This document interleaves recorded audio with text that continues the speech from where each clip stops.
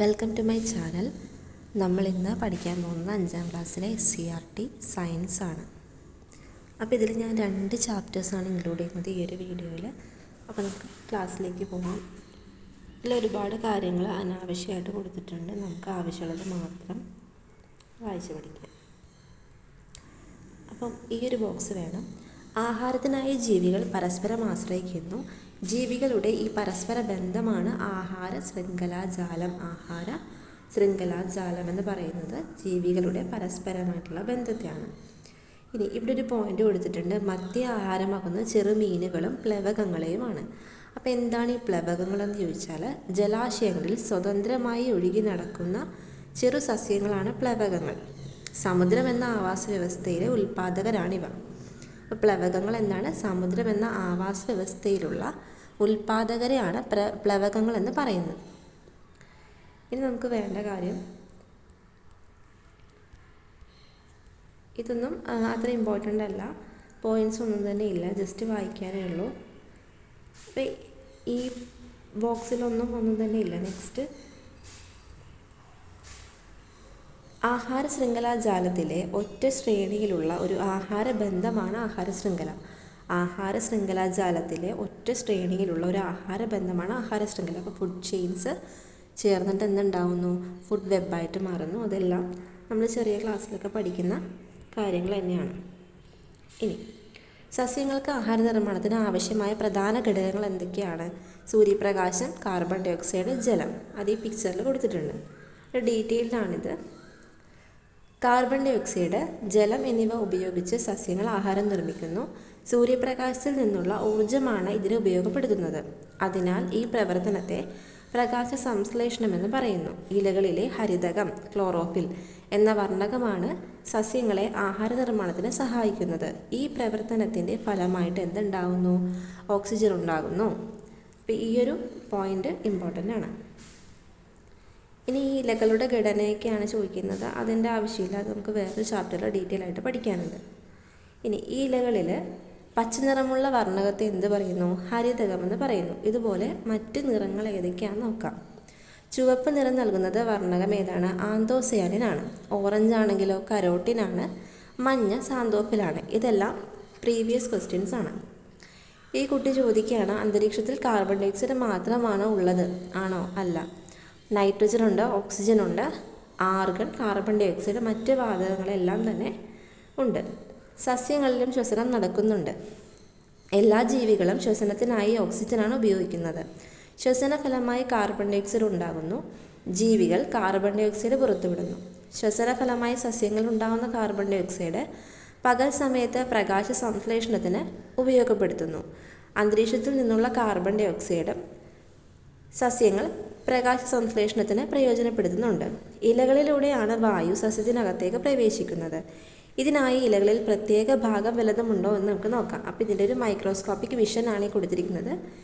കണ്ണുകൾ കൊണ്ട് നേരിട്ട് കാണാൻ കഴിയാത്ത വസ്തുക്കളെ വലുതായി കാണാൻ ഉപയോഗിക്കുന്ന ഉപകരണം ഏതാണ്? മൈക്രോസ്കോപ്പാണ്. അപ്പം ഇലകളിലുള്ള ഈ സൂക്ഷ്മ സുഷിരങ്ങളെ എന്തെന്ന് പറയുന്നു? സ്റ്റൊമാറ്റ എന്നറിയപ്പെടുന്നു.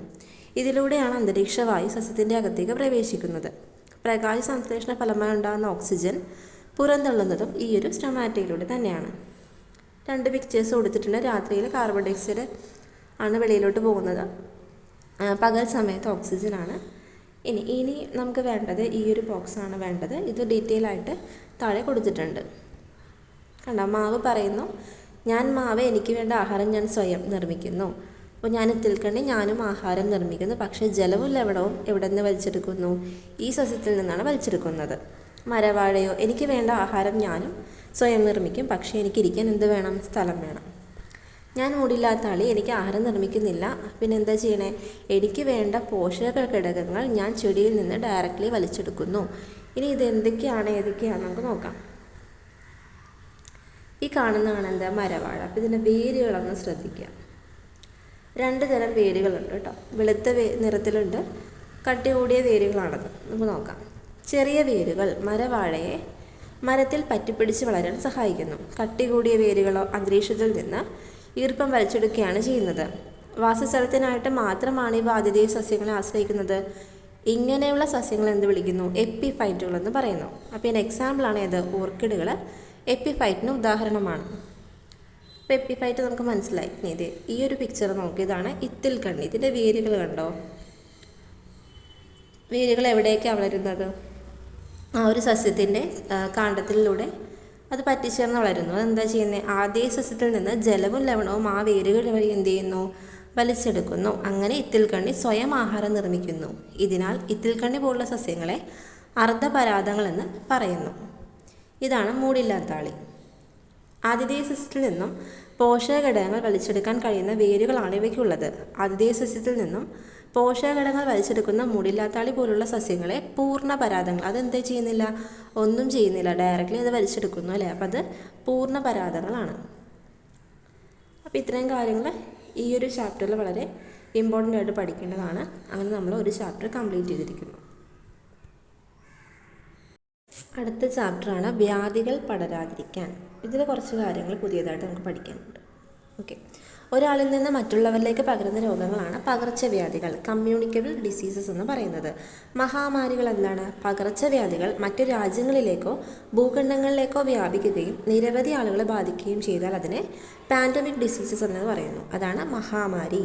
അപ്പോൾ നമ്മൾ അതിജീവിച്ച ചില മഹാമാരികളാണ് ഏതൊക്കെ? വസൂരി, ക്ഷയം, പ്ലേഗ്, COVID-19 തുടങ്ങിയവ. രോഗകാരികൾ അഥവാ പാത്തോജൻസ് എന്താണ്? കണ്ണുകൾ കൊണ്ട് നേരിട്ട് കാണാൻ കഴിയാത്ത സൂക്ഷ്മജീവികളായ ബാക്ടീരിയ, വൈറസ്, ഫംഗസ് തുടങ്ങിയവയാണ് പാത്തോജൻസ്. മിക്ക പകർച്ചവ്യാധികൾക്കും കാരണമാകുന്നത് ഈ ഒരു രോഗകാരികളാണ്. രോഗങ്ങൾക്ക് കാരണമാകുന്നതിനാൽ ഇവയെ രോഗകാരികളെന്ന് പറയുന്നു. അപ്പോൾ ബാക്ടീരിയയുടെ മൈക്രോസ്കോപ്പിക് ദൃശ്യവും വൈറസൊക്കെ ഇവിടെ കൊടുത്തിട്ടുണ്ട്. എല്ലാ സൂക്ഷ്മജീവികളും രോഗകാരികളല്ല. നമ്മുടെ ശരീരത്തിൽ തൊലിപ്പുറത്തൊക്കെ എന്തുണ്ട്? ഉപകാരികളായ ഒട്ടനേകം ബാക്ടീരിയാസ് ഉണ്ട്. നമ്മുടെ ആഹാരത്തിലെ ദഹനത്തിനും ആഗീരണത്തിനുമെല്ലാം അവ ഹെൽപ്പ് ചെയ്യുന്നുണ്ട്. സൂക്ഷ്മജീവികൾ നമുക്ക് ഉപകാരികളാകുന്ന നിരവധി സന്ദർഭങ്ങളുണ്ട്. ദോശമാവ് പുളിപ്പിക്കുന്നതും ചിലയിനം ബാക്ടീരിയാസാണ്. ബാക്ടീരിയകളും ഫംഗസൊക്കെയാണ് ജൈവാവശിഷ്ടങ്ങളെ വിഘടിപ്പിച്ച് മണ്ണിൽ ചേർക്കുന്നത്. അപ്പോൾ അങ്ങനത്തെ കുറച്ച് ഡീറ്റെയിൽസ് കൊടുത്തിട്ടുണ്ട്. ഇനി ഫംഗസുകളുടെ ലോകം എന്നൊരു ബോക്സ് ഉണ്ട്. അതിൽ നമുക്ക് 2 ഫംഗസിനെ പറ്റി പഠിക്കാനുണ്ട്. അപ്പം നമുക്ക് പരിചിതമായ റൊട്ടിപ്പൂപ്പൽ, വസ്ത്രങ്ങളെ ബാധിക്കുന്ന കരിമ്പലൊക്കെ എന്താണ്? ഫംഗസുകളാണ്. മനുഷ്യന് രോഗമുണ്ടാക്കുന്ന സൂക്ഷ്മജീവികളായ ചില ഫംഗസാണ് കാൻഡിഡ, ക്രിപ്റ്റോകോക്കസും ഹിസ്റ്റോപ്ലാസ്മ. അപ്പോൾ ഇതൊക്കെ ഫംഗസിന് ഉദാഹരണമാണ്. ജസ്റ്റ് ഒന്ന് അറിഞ്ഞിരിക്കുക. ഇനി നമുക്ക് രോഗങ്ങൾ എങ്ങനെയൊക്കെയാണ് പടരുന്നതെന്നൊരു ഇവിടെ ഒരു ചാർട്ട് കൊടുത്തിട്ടുണ്ട്. അത് കുട്ടികൾക്ക് ഫില്ല് ചെയ്യാൻ വേണ്ടിയിട്ട് കൊടുത്തിരിക്കുന്നതാണ്. രോഗാണുവാഹകർ ആരാണ്? രോഗകാരികളായ സൂക്ഷ്മജീവികളെ നമ്മുടെ ശരീരത്തിലേക്ക് എത്തിക്കുന്ന ജീവികളാണ് രോഗാണുവാഹകർ, വെക്ടേഴ്സ്. ഈച്ച, എലിച്ചെള്ള, കൊതുക്, വവ്വാൽ തുടങ്ങി ധാരാളം ജീവികൾ ഈ രോഗാണുവാഹകരിൽ പെടും. ഇതിൻ്റെ പിക്ചേഴ്സൊക്കെ ഇവിടെ കൊടുത്തിട്ടുണ്ട്. ഇനി നമുക്ക് വേണ്ടത് ഇതൊക്കെ ജസ്റ്റ് വായിക്കാനേ ഉള്ളൂ. പ്രത്യേകിച്ച് PSC ക്വസ്റ്റ്യനായിട്ട് വരുന്നില്ല. ഇവിടെ കുറച്ച് പേപ്പർ കട്ടിങ്സും കാര്യങ്ങളൊക്കെയാണ് കൊടുത്തിരിക്കുന്നത്. ഇത് കണ്ടോ? നെല്ലിലാണ് എന്തുണ്ടാകുക? തവിട്ട് ഇലപ്പുള്ളി. അപ്പോൾ തവിട്ട് ഇലപ്പുള്ളി രോഗം ഏത് സസ്യത്തെ ബാധിക്കുന്നു? നെല്ലാണ്. കേട്ടോ, ഇതാണ് സാധനം. ഇനി പയറിലയിലാണ് ഈ മൊസൈക്ക് രോഗം ഉണ്ടാവുക. തെങ്ങിലാണ് കൂമ്പ് ചീയൽ ഉണ്ടാവുക. അപ്പോൾ ഇത് ഏതൊക്കെ രോഗങ്ങൾ ഏതൊക്കെ സസ്യങ്ങളെ ബാധിക്കുന്നു എന്ന് ജസ്റ്റ് നോക്കുക. ഇനി രോഗപ്രതിരോധ ശേഷി എന്താണ്? രോഗാണുക്കൾ ശരീരത്തിൽ പ്രവേശിച്ചാൽ അവയെ നിയന്ത്രിക്കാനും ചെറുത്തു നിൽക്കാനുള്ള കഴിവ് സ്വാഭാവികമായിട്ട് നമ്മുടെ ശരീരത്തിലുണ്ട്. അപ്പോൾ ഈ സ്വാഭാവികമായിട്ടുള്ള ഒരു ഇമ്മ്യൂണിറ്റീനെ എന്ത് പറയുന്നു? രോഗപ്രതിരോധ ശേഷി എന്ന് പറയുന്നു. ഈ കഴിവ് എല്ലാ വ്യക്തികൾക്കും ഒരുപോലെ ആകണമെന്നില്ല. പോളിയോ, ഹെപ്പറ്റൈറ്റിസ് B തുടങ്ങിയ ചില പകർച്ചവ്യാധികൾക്കെതിരെ സ്വാഭാവികമായ പ്രതിരോധശേഷി ഉണ്ടാക്കാൻ ശരീരത്തിന് സാധിക്കില്ല. അപ്പോൾ ഇത്തരം രോഗങ്ങൾ വരാതിരിക്കാനായിട്ട് നാം എന്ത് ചെയ്യണം? പ്രതിരോധ കുത്തിവയ്പ്പുള്ള വാക്സിനേഷൻസ് എടുക്കണം. ഇതുവഴി രോഗപ്രതിരോധ ശേഷി ആർജിക്കാൻ സാധിക്കും. ഇങ്ങനെ നമ്മൾ ആർജിക്കുന്ന രോഗപ്രതിരോധ ശേഷിനെ എന്ത് പറയുന്നു? അക്വയർഡ് ഇമ്മ്യൂണിറ്റി എന്ന് പറയുന്നു. അപ്പോൾ എന്താണ്? നമുക്ക് നാച്ചുറൽ ഇമ്മ്യൂണിറ്റിയും ഉണ്ട്, അക്വയർഡ് ഇമ്മ്യൂണിറ്റിയും ഉണ്ട്. മനുഷ്യരുടെ നിലനിൽപ്പിനെ തന്നെ ഭീഷണിയാവുന്ന വസൂരി, പ്ലേഗ്, പോളിയോ പോലുള്ള മഹാമാരികളെയും നമ്മൾ ഇതുപോലുള്ള വാക്സിൻസ് വെച്ചിട്ടാണ് നമ്മൾ എന്ത് ചെയ്തത്? പ്രതിരോധിച്ചത്. അപ്പോൾ നമുക്കിനി പഠിക്കാനുള്ളത് എന്തൊക്കെ വാക്സിൻസാണ്, എപ്പോഴൊക്കെയാണ് എടുക്കുന്നത്, ഇതൊക്കെ ഇനി ഷുവറായിട്ട് ചോദിക്കുന്ന കുറച്ച് കാര്യങ്ങളായിരിക്കും കേട്ടോ. കണ്ടോ, ജനന സമയത്ത് എടുക്കുന്ന വാക്സിൻസ് ഏതൊക്കെയാണെന്നൊക്കെ. അപ്പം നമുക്ക് ആദ്യം ഇതിൻ്റെ പേരൊന്ന് ബൈഹാർട്ട് ചെയ്യാം. BCG എന്താണ്? ബാസിലസ് കാൽമെറ്റ് ഗ്വറിൻ ആണ് കേട്ടോ. BCG bacillus Calmette Guerin OPV oral polio വാക്സിനാണ് OPV. ഹെപ്പറ്റൈറ്റിസ് ബി നമുക്കറിയാം FIPV polio vaccine fractional dose. RVV rotavirus vaccine. അപ്പോൾ ഇത്രയും ഒരു എക്സ്പാൻഷൻ ജസ്റ്റ് ഒന്ന് പഠിക്കാം. അപ്പോൾ ജനന സമയത്ത് എടുക്കുന്ന വാക്സിൻസ് ആണ് OPV എന്താണ് oral polio vaccine, BCG bacillus Calmette Guerin, hepatitis B. ഇത് മൂന്നും ജനന സമയത്താണ്. ഇനി 6 ആഴ്ചയാകുമ്പോഴോ OPVൻ്റെ ഫസ്റ്റ് ഡോസ് OPV 1 എടുക്കുന്നു. RVV എന്തായിരുന്നു റോട്ട വൈറസ് വാക്സിനാണ്. FIPV 1 എടുക്കുന്നു. അതിൽ പോളിയോ വാക്സിൻ്റെ ഫ്രാക്ഷണൽ ഡോസാണ്. അത് PCV 1 എടുക്കുന്നു. PCV എന്തായിരുന്നു അത് നമുക്ക് താഴെ പഠിക്കാനുണ്ട് കേട്ടോ. OPV 2ഉം RVV 2ഉം പെൻറ്റാവാലൻ്റ് 2 ഒക്കെ എപ്പോഴാണ് എടുക്കുന്നത്?